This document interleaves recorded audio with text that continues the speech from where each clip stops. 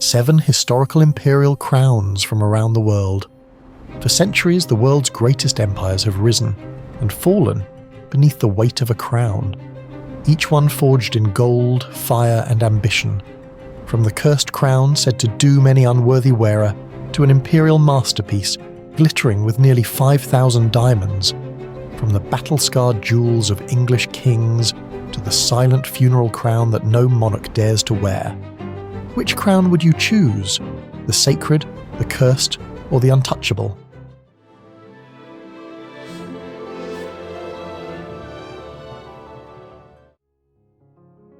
The Imperial State Crown.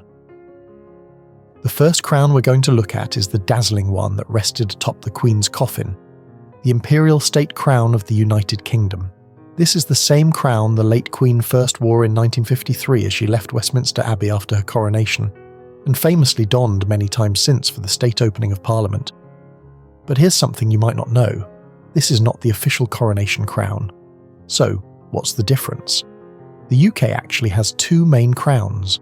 There's St Edward's Crown, created in 1661 for Charles II to replace the medieval original that had been melted down in 1649.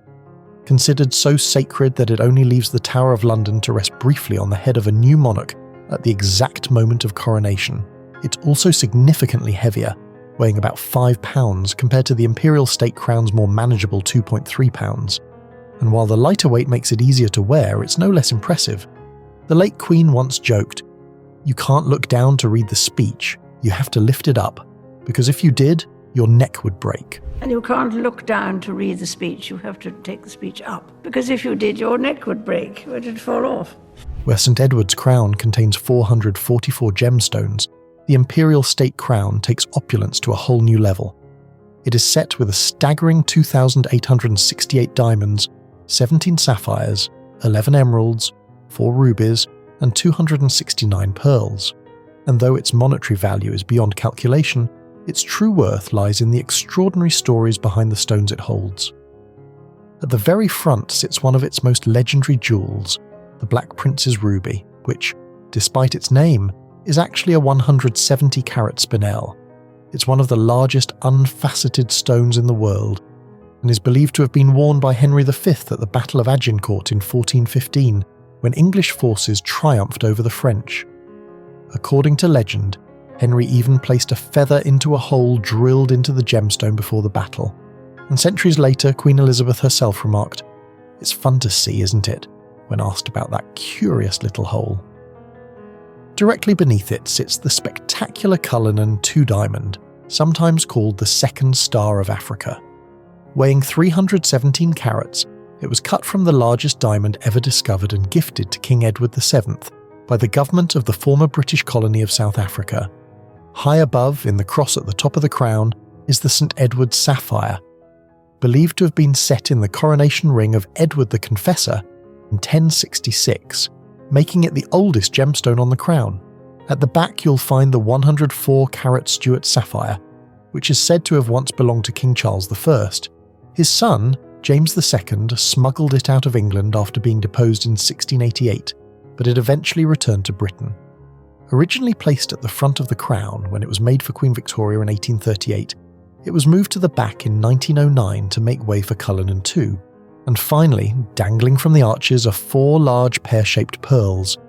Tradition links them to a set of 7 pearls Catherine de' Medici gifted to her daughter-in-law Mary, Queen of Scots. So would you put a value to it? We don't think so. The Crown of Saint Wenceslas.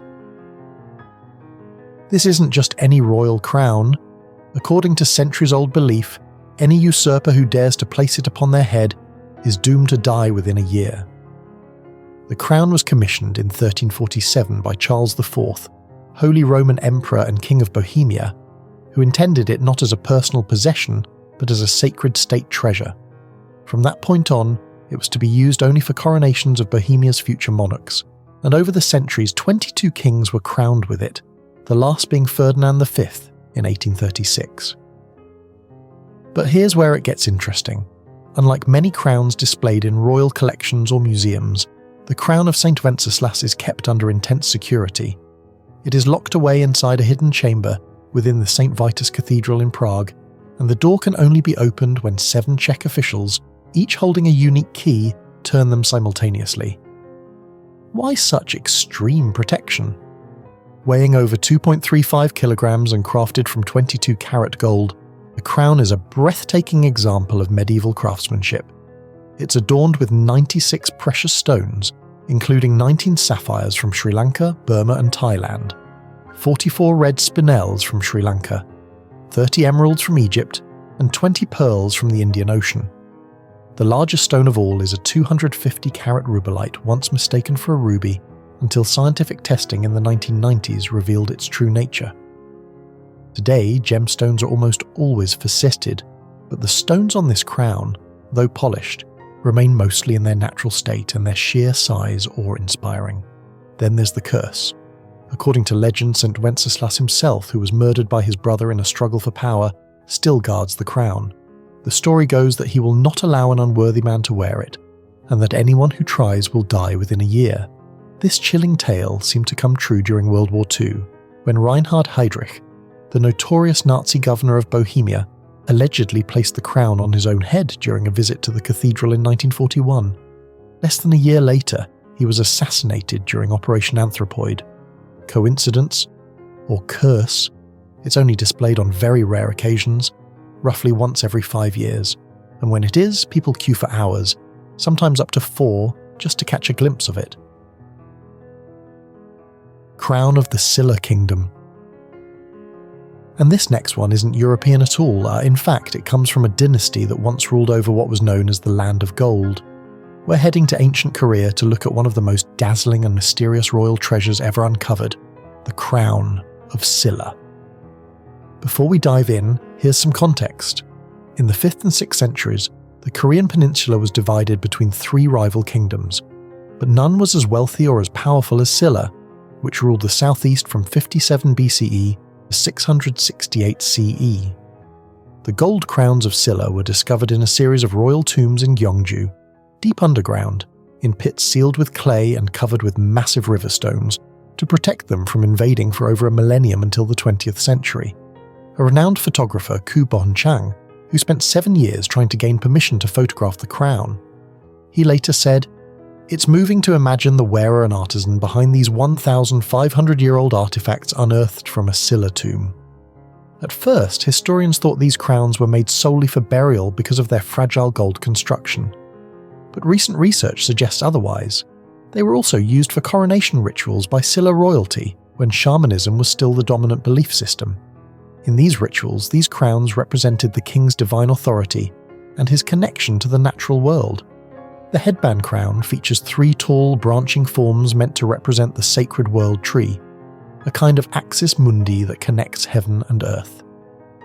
Imagine standing before the Silla king, his crown glittering in the sunlight, the tree-like spires reaching toward the sky. Dangling from these branches are small gold discs and jade ornaments known as gogok. They symbolize ripe fruit hanging from the tree's branches. Powerful imagery of fertility, abundance, and prosperity. And with sunlight catching on all those golden discs, the crown must have shimmered like fire. Today, these masterpieces of early Korean goldsmithing are preserved at the National Museum of Korea and the Gyeongju National Museum. The Imperial Crown of the Holy Roman Empire. Alright, so now we come to one of the most legendary crowns in European history, a crown that for centuries symbolized ultimate power on the continent. This is the Imperial Crown of the Holy Roman Empire, the very same crown worn by Otto the Great at his coronation in 962, when he became the first true Holy Roman Emperor. What makes this crown even more extraordinary is that it still survives today, over 1,000 years later. You can see it for yourself in Vienna, where it's carefully kept in the residence of the President of Austria. The Imperial Crown is nothing short of breathtaking.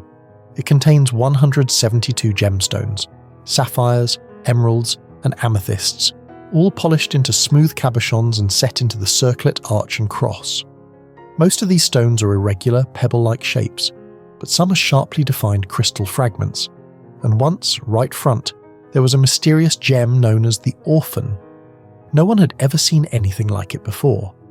The 13th century scholar Albert the Great described it as wine red, shot through with white dazzling snow that gleamed even at night, leading historians to believe it may have been a rare opal. But here's the mystery. At some point, the orphan vanished. No one knows when, how, or why. The overall design of the crown is steeped in symbolism. Alongside the gemstones are 241 pearls, with hundreds more forming letters on the arch. The arrangement isn't random. It follows a complex medieval concept meant to convey imperial authority. The crown itself is made from 8 plates of 22-carat gold, which explains why it still glows with that rich, buttery shine even centuries later. And there's deeper meaning here too. The 12 largest gemstones on the front symbolize the 12 apostles. 4 enamel plaques created in the Byzantine style depict scenes from the Bible. 3 show Old Testament kings, and the 4th depicts Christ enthroned with 2 angels. The imperial crown and its history have been studied many times over the last 200 years, holding an inestimable value. Corona Tumular of Spain. Spain's Corona Tumular is one of the most unusual royal crowns in the world because it's never actually worn by a monarch, and the clue to why lies in its name. Corona means crown, while tumular comes from the Latin word for tomb. In other words, this was never meant to be a coronation crown at all.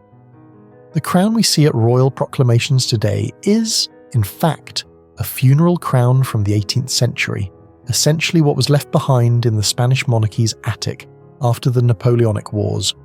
It was created in 1766 for the funeral of Elizabeth Farnese, queen consort of Philip V, and was never intended to sit on a king's head.